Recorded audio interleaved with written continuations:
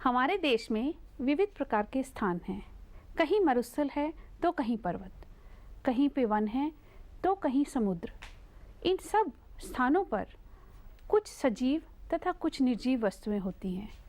सजीव तथा निर्जीव वस्तुएं एक स्थान का परिवेश बनाती हैं कि मरुस्थल, पर्वत, समुद्र इत्यादि वो सब अलग अलग परिवेश बनाते हैं और उन सब स्थानों पर सजीव तथा निर्जीव वस्तुएं अलग अलग प्रकार की होती हैं।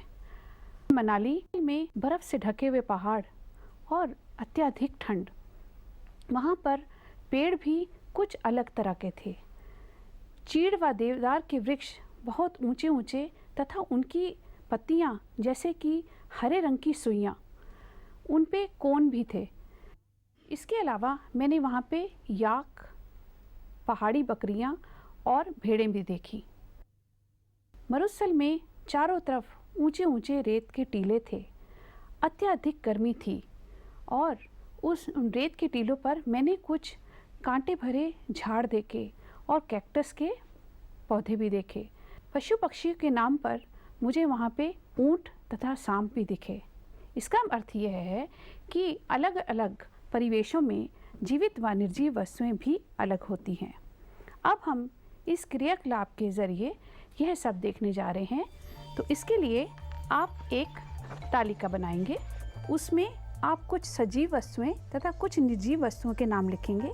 जैसे कि वन में हमने अभी बात की, मिट्टी, पत्थर, सूखे पत्ते। कुछ वृक्षों के नाम जैसे अशोक का वृक्ष, बरगद का वृक्ष, घास, शायद आप कुछ मृग भी देख पाएँ या लोमड़ी, अथवा जो भी आपने देखा आप उनका नाम लिखेंगे। इसी प्रकार पर्वतीय स्थानों पर आपको क्या दिखता है? चट्टानें, बर्फ, चीड़ के पेड़, देवदार के वृक्ष, बकरी, भेड़ और याक। तो इस प्रकार से आप बाकी स्थानों का भी लिखिए। मरुस्थल, जैसे कि मैंने आपको बताया, मैंने रेत देखी और वहाँ पे बहुत गर्म हवा चलती है, उसे लू कहते हैं। धूप और कंटीले झाड़, कैक्टस, ऊंट और सांप। अगर आप कहीं तटीय क्षेत्र पे जाएंगे, आपको वहाँ रेत दिखेगी। और पानी कैसा होता है? बिल्कुल खारा, आप उसे पी नहीं सकते। क्यों? क्योंकि उसमें लवण घुले होते हैं। इसके अलावा आप रेत पे क्या पाते हैं? कुछ सीपी और शंख जो आप इकट्ठा करना पसंद करते हैं। फिर पानी में आपको मछलियाँ भी दिख सकती हैं, केकड़े दिख सकते हैं। और पेड़ पौधे कैसे होते हैं पानी में? शैवाल होते हैं जो हरे हरे होते हैं। समुद्री घास दिख सकती है आपको। अब इसके अलावा आप किसी और स्थान पे जाएं या जिस स्थान पे आप रहते हैं आप उसके बारे में भी बात कर सकते हैं। जैसे कि मैं दिल्ली में रहने वाली हूँ, तो मुझे दिल्ली में क्या दिखता है? मुझे दिखती हैं सड़कें, इमारतें, कुर्सी, मेज़ और घास। मेरे घर में एक गुड़हल का पौधा भी है और आम का पेड़ भी है, तो मैंने वो भी लिखा। और ये सब जानवर, पशु पक्षी दिखते हैं जैसे कि बिल्ली, कुत्ता, चिड़िया, कबूतर इत्यादि। आपके परिवेश में कुछ सजीव वस्तुएं हैं और कुछ निर्जीव वस्तुएं अजैव और जैव घटकों में विभाजित करेंगे। उसके लिए हमें एक और तालिका बनानी है। ये है परिवेश, जिसमें आप इन सब परिवेशों के बारे में लिखेंगे। वन, पर्वत, मरुस्थल या जो भी स्थान आप लिखना चाहें। उसके बाद आप अगले कॉलम में सजीव या जैव घटक के बारे में लिखेंगे। अब उनके अंदर आपके पास पेड़ पौधे और जीव जंतु हैं और कुछ निर्जीव अर्थात अजैव घटक होंगे। अब आप एक एक करके उन सब चीज़ों को यहाँ पे लिखेंगे।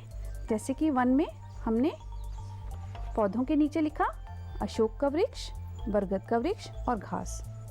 और जीव जंतुओं में मृग तथा लोमड़ी। और अजैव घटक हैं मिट्टी, पत्थर तथा सूखे पत्ते। और पर्वतीय क्षेत्र में आपको क्या मिलेंगे?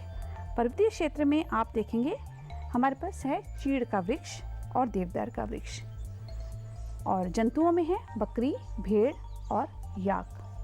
जबकि अजैव घटकों में हमारे पास है चट्टानें व बर्फ। तो मरुस्थल में पेड़ पौधों के नाम पे हमारे पास हैं कैक्टस तथा कंटीले झाड़ और जंतुओं में है ऊंट और सांप, जबकि अजैव घटकों में रेत, लू और सूर्य की धूप। इसी प्रकार से समुद्र में पौधों के नाम पे हमारे पास हैं शैवाल तथा समुद्री घास, जंतुओं के नाम पे हैं मछलियाँ और केकड़ा, जबकि अजैव घटक हैं खारा पानी, लवण, रेत, सीपी व शंख। सजीव वस्तुएं अजैव घटकों पर निर्भर रहती हैं। आप भी तो एक सजीव वस्तु हैं। आपको कौन कौन से अजैव घटक चाहिए? आपको खाना चाहिए, वायु चाहिए, जल चाहिए, कपड़े चाहिए। इसी प्रकार पौधे भी सजीव प्राणी हैं, उनको भी अपने जीवन के लिए कुछ अजैव घटकों पर निर्भर रहना पड़ता है। आपने पिछले कुछ अध्यायों में पढ़ा होगा कि बीज से पौधा बनता है और बीज का जब अंकुरण होता है, इसका मतलब है कि उससे पौधा उत्पन्न होगा। तो आज हम आपको ये दिखाएंगे कि किस प्रकार एक बीज से पौधा बनने के लिए कुछ अजैव घटकों की आवश्यकता होती है। मैंने कुछ मूंग के बीज तथा कुछ चने के बीज एकत्रित किए हैं। कुछ भाग मैंने इनको सूखा ही रहने दिया, जबकि कुछ भाग को मैंने एक दिन के लिए पानी में भिगोया। अब इन भीगे हुए बीजों को मैं 4 भागों में विभाजित करने वाली हूँ। इसमें से एक भाग मैंने पानी में रख छोड़ा है। 3 से 4 दिन तक इस प्रकार ढककर बिना हिलाए रखेंगे। एक भाग हम किसी प्रकाशमय कमरे में रखेंगे इस प्रकार से। परंतु आपको ये याद रहे बच्चों कि आपको बीच बीच में इनको भिगोना है, इनको सूखने नहीं देना है आपको। अब चौथा भाग हमें किसी अंधकारमय जगह में रखना है। मैंने ये एक डिब्बा लिया है जिसमें कि मैं इन बीजों को रख रही हूँ और करीब 2-3 दिन तक इनको बिल्कुल भी नहीं हिलाऊंगी, परंतु बीच बीच में इनको मैं नम करती रहूँगी। अब एक भाग हमें ऐसा भी चाहिए जिसको कि हम बर्फ़ में रख छोड़ेंगे ताकि इसको ठंड मिले। अब जैसे बर्फ़ पिघलेगी आपको और नई बर्फ़ डालनी पड़ेगी। अब इस सब चीज़ों को हम तालिका के द्वारा प्रस्तुत कर सकते हैं।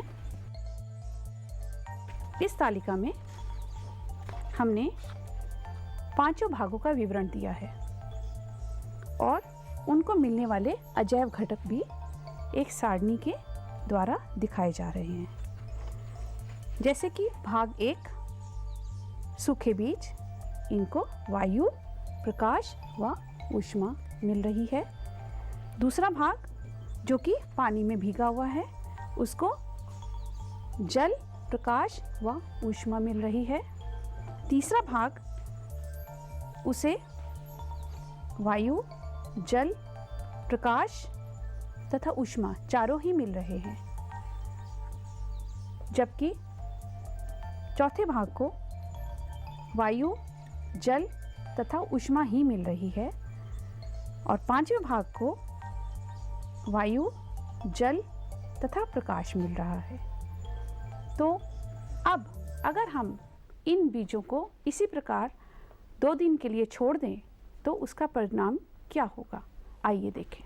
तो सबसे पहले हम इन बीजों पर नज़र मारते हैं।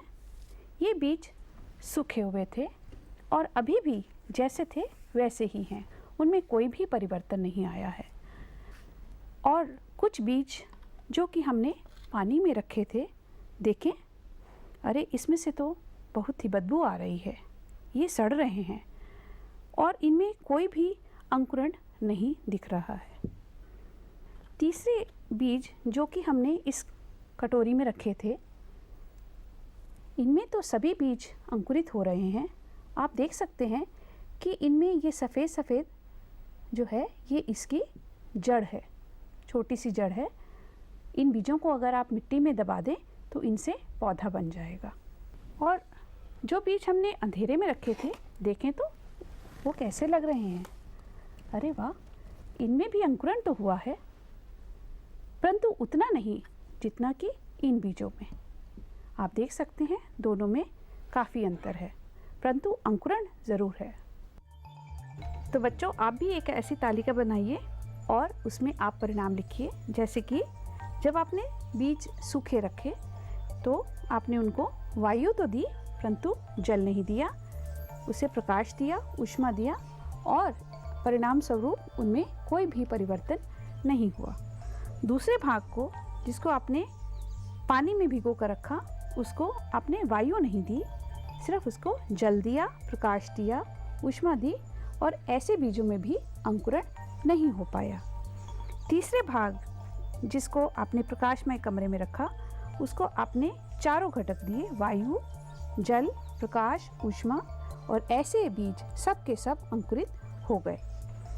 चौथा भाग, जिसको आपने एक डिब्बे में रखा, अंधेरे में रखा, उसको आपने वायु, जल तथा ऊष्मा दी, प्रकाश नहीं दिया।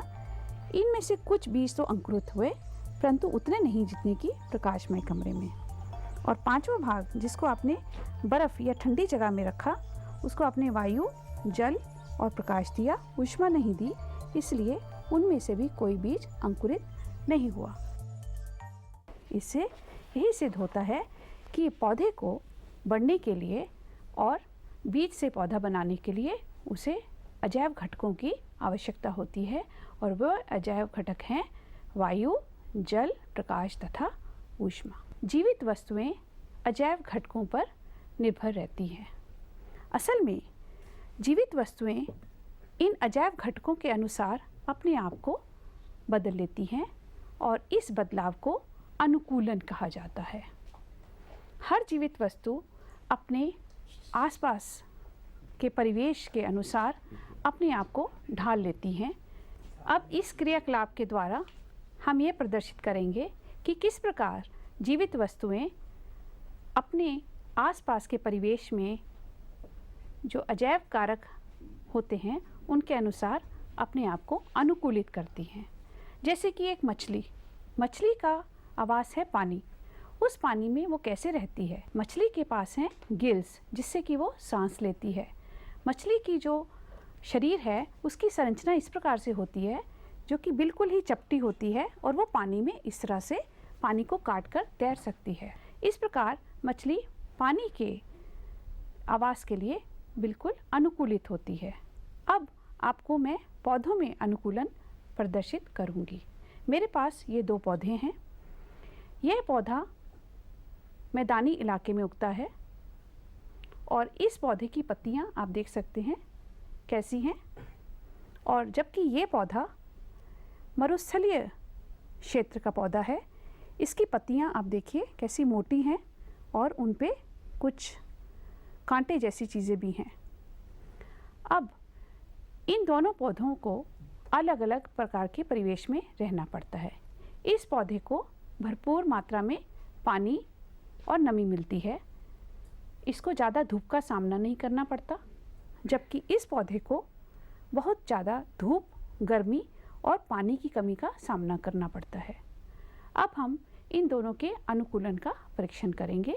इसके लिए मुझे इन दोनों पौधों को इस पॉलीथीन से ढकना होगा ताकि इसमें से जो भी वाष्प निकलेगा वो उड़े नहीं बल्कि इसी पॉलीथीन में जमा हो जाए। तो हमने इन पौधों पर एक पॉलीथीन की परत लगा दी। अब क्या होता है, इन दोनों पौधों को हम उठाकर बाहर धूप में 2 घंटे के लिए रख छोड़ते हैं। तो आइए देखें कि 2 घंटे के बाद इन पौधों में कोई परिवर्तन आता है। अब 2 घंटे के बाद हमने ये पौधे वापस कमरे में ले आए हैं। इस पॉलीथीन में अंदर की तरफ कुछ पानी की बूंदें एकत्रित हो गई हैं। जैसे कि आप गर्मी में जाते हैं तो आपको पसीना आता है, इसी प्रकार पौधे भी जब गर्मी में होते हैं तो उनके शरीर से ये पानी निकलता है। इसको जलोत्सर्जन कहा जाता है। ऐसी ही क्रिया बाकी पौधे भी दिखाते हैं, पर क्या इस पौधे में इतना पानी का ह्रास हुआ है? इसमें तो जलोत्सर्जन बहुत कम हुआ है। इसका अर्थ है कि यह पौधा मरुस्थलीय क्षेत्र में रहने के लिए बिल्कुल अनुकूलित है, क्योंकि इसमें जल का ह्रास बहुत कम होता है, यह बल्कि जल का संरक्षण कर रहा है। अब हम देखेंगे कि ऐसे पौधे जो मरुस्थलीय क्षेत्र में रहते हैं वो और किस प्रकार से मरुस्थल के लिए अनुकूलित होते हैं। इनमें अगर आप देखें तो ये देखिए, ये कुछ कांटे जैसी चीज़ें हैं। ये कांटे असल में इस पौधे की पत्तियां हैं। ये पत्तियां ऐसी होती हैं कि इसमें से बिल्कुल भी जलोत्सर्जन नहीं होता। इसका अर्थ है कि यह पौधा जल का संरक्षण अच्छे प्रकार से कर सकता है। अब आप जानते हैं कि जो पत्तियां हैं उससे प्रकाश संश्लेषण की क्रिया होती है। अगर पत्तियां इस प्रकार की होंगी तो प्रकाश संश्लेषण कैसे होगा? पौधा अपना खाना कैसे बनाएगा? उसके लिए भी एक तरीका है। पौधा अपने तने से ही प्रकाश संश्लेषण की क्रिया करता है और खाना बनाता है। वह खाना और पानी इसी तने में सुरक्षित रहता है ताकि यह पौधा उसको वक्त आने पे प्रयोग कर सके। इस पौधे में एक और चीज़ है जो कि बाकी पौधों में नहीं होती। ये देखिए, आप देख सकते हैं कि जब मैं चाकू से इसकी तने को रगड़ती हूँ तो एक सफ़ेद रंग की चीज़ निकल रही है। यह असल में मोम है। इस पौधे के शरीर पर पूरी एक मोटी मोम की परत होती है जिसकी वजह से इसमें से पानी का ह्रास बहुत कम होता है। यही एक वजह है कि आपको इस पॉलीथीन में पानी की मात्रा बहुत कम दिखी। इसके अलावा कैक्टस का पौधा ऐसी जगह पे भी रह सकता है जहाँ पे पानी की इतनी कमी होती है कि उसकी जड़ों को भी पानी मिलना मुश्किल हो जाता है। इस कठिनाई का सामना कैक्टस अपनी बहुत ही लंबी और गहरी जड़ों से करता है। एक और बहुत अच्छी चीज़ इस कैक्टस के पौधे में होती है वो है इसकी गहरी लंबी जड़ें। इन गहरी लंबी जड़ों से वह मिट्टी के अंदर बहुत गहरे जाकर जल का अवशोषण करता है और पौधे के लिए पानी उपलब्ध कराता है। सजीव वस्तुएं अपने आसपास के परिवेश के अनुकूल होती हैं। क्या ऐसा अनुकूलन निर्जीव वस्तुएं भी दर्शाती हैं? क्या आपका पेपर, पेन, टेबल इत्यादि जैसे जैसे गर्मी या सर्दी बढ़ती है क्या वह भी बदलती हैं? नहीं, बिल्कुल नहीं। परंतु आप बदल सकते हैं, पेड़ पौधे बदल सकते हैं। जितने भी परिवर्तन आपके आसपास के परिवेश में होते हैं उनको उद्दीपन कहा जाता है। जैसे कि आप बहुत गर्मी में जाएंगे तो आपको पसीना आएगा। इसी प्रकार जब किसी पौधे के परिवेश में कोई परिवर्तन आएगा तो वह उसके लिए उद्दीपन का काम करेगा और वह पौधा उसके लिए अनुक्रिया दर्शाएगा। इस क्रियाकलाप के द्वारा मैं आपको यही दिखाना चाहूँगी। ये एक छोटा सा पौधा है जो कि बिल्कुल सीधा उग रहा है। इस पौधे को अब मैं एक बंद डिब्बे में रखूँगी। तो मैंने उसमें एक छेद किया है। इस छेद के ज़रिए इस पौधे को सूर्य की रोशनी मिल सकती है। अब हम इस पौधे को इस डिब्बे के अंदर बंद कर देंगे। परंतु बच्चों याद रहे आपको इस पौधे को समय समय पर पानी भी देना है। अब इस पौधे को इसी प्रकार से हम कुछ हफ्तों के लिए रख छोड़ेंगे। सजीव वस्तुओं को खाना चाहिए, उन्हें वायु चाहिए और इसके अलावा वो उद्दीपन की प्रक्रिया भी दर्शाते हैं। तो अब हम इस पौधे को देखने जा रहे हैं जो कि पिछले कुछ हफ्तों से इसी डिब्बे में रखा गया था। अरे ये पौधा तो कुछ बढ़ गया है और देखिए ये तो इस छेद की तरफ ही उग रहा है। तो इसका अर्थ है कि यह पौधा प्रकाश के उद्दीपन के प्रति अनुक्रिया दर्शा रहा है। सजीव वस्तुएं उद्दीपन के प्रति अनुक्रिया दर्शाती हैं। एक और चीज़ जो बहुत ही अलग होती है वो है प्रजनन की क्रिया। प्रजनन की क्रिया सिर्फ सजीव वस्तुएं ही दर्शा सकती हैं। आप अपने माता पिता की संतान हैं और एक अंडे से पक्षी उत्पन्न होता है। यह दोनों ही प्रजनन की क्रिया के उदाहरण हैं। अब मैं आपको दिखाऊंगी कि किस प्रकार से एक पौधा जन्म लेता है। जैसे कि आपने पहले वाले क्रियाकलापों में देखा कि बीज से पौधा उत्पन्न होता है। ये छोटे छोटे पौधे उसमें से निकल आए। पौधे सिर्फ बीज से ही उत्पन्न होते हैं? जी नहीं, पौधे बीज के अलावा तना या टहनियाँ, जड़ तथा पत्तियों से भी उत्पन्न हो सकते हैं। ऐसे प्रजनन की क्रिया को कायिक परिवर्धन कहा जाता है। कृषि जगत में कायिक परिवर्धन का बहुत महत्व है। उसके द्वारा हम बहुत से पौधे उगा सकते हैं। अब मैं आपको दिखाने जा रही हूँ कि कैसे एक आम आलू का पौधा कायिक परिवर्धन से उगाया जाता है। इस आलू में कुछ हरा हरा उग रहा है। यह असल में कलिकाएं हैं जिससे कि नया पौधा उत्पन्न हो सकता है। आलू इस पौधे का तना है।